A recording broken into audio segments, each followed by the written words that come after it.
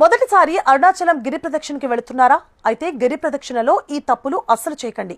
మీ కోరికలు నెరవేరాలంటే శివయ్యను ఒక్కసారైనా దర్శించుకోవాలని, ఆ అరుణాచల గిరి ప్రదక్షిణ చేయాలని చాలా మంది కోరుకుంటూ ఉంటారు. అయితే మొదటిసారి వెళ్లే చాలా మందికి అక్కడి పద్ధతులు తెలియక కన్ఫ్యూజ్ అవుతూ ఉంటారు.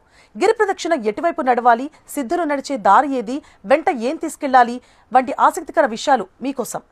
గిరి ప్రదక్షిణ దారిలో మనుషులు నడవకూడదు. అరుణాచలంలో గిరి ప్రదక్షిణ చేసేటప్పుడు రోడ్డుకు ఎడమ వైపు అంటే లెఫ్ట్ సైడ్ మాత్రమే నడవాలి. దీనికి కారణం కుడివైపున కంటికి కనిపించని యోగులు, సిద్ధులు, దేవతలు సూక్ష్మ రూపంలో ప్రదక్షిణ చేస్తారని ప్రతీతి.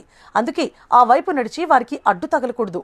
మీరు ఎక్కడ ప్రదక్షిణ మొదలు పెట్టారు అంటే ఉదాహరణకి రాజగోపుర లేదా ఏదైనా లింగం దగ్గర తిరిగి అక్కడికే చేరుకోవాలి. అప్పుడే ప్రదక్షిణ పూర్తయినట్లు లెక్క.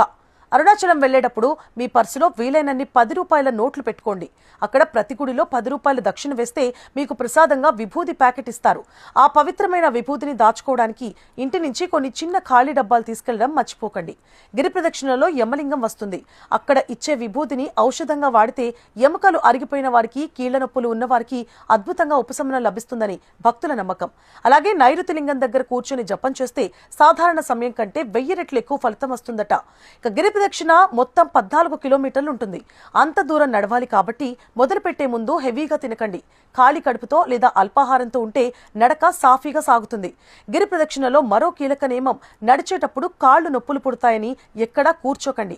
ఒకసారి కూర్చుంటే నరాలు బిగుసుకుపోయి మళ్లీ నడవలేరు. అవసరమైతే నిలబడే సేద తీరండి.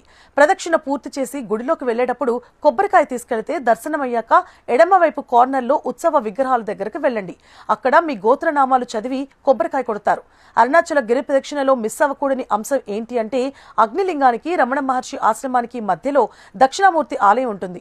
గురువారం రోజు అక్కడ దీపం వెలిగిస్తే దోషాలన్నీ పోతాయి.